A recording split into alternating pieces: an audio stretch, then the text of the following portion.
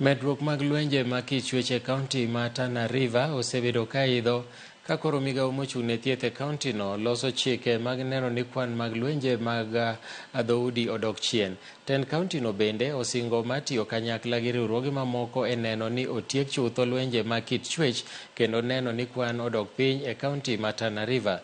Kaluwore kod nonro, nyithindo manyiri maromo 1,000 oseyudo midhiero koting'o iye mohiu, ka bende yangore ni nyangi mar nyithindo manyiri osemedore gatamalo 60. KDHA's report experiencing sexual violation. In Tana River, the Ministry of Health data has shown that there has been more than 1,000 cases of teen mothers. The prevalence of FGM, the rates are still higher than the national rates.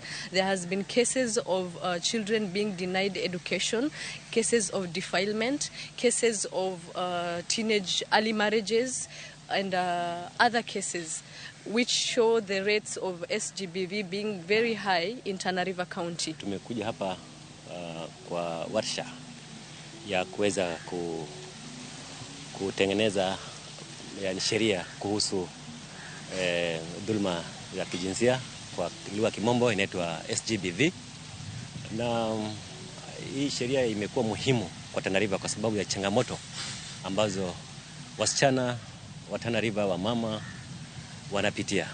Kwa hii safari ambao tumeanza leo kuhusiana na sera au policy ambao itaweza kuprotect watoto wetu, wazee wetu, akina mama wetu, ni watu wote kwa jumla, kutokana na dhulma za sexual gender based violence.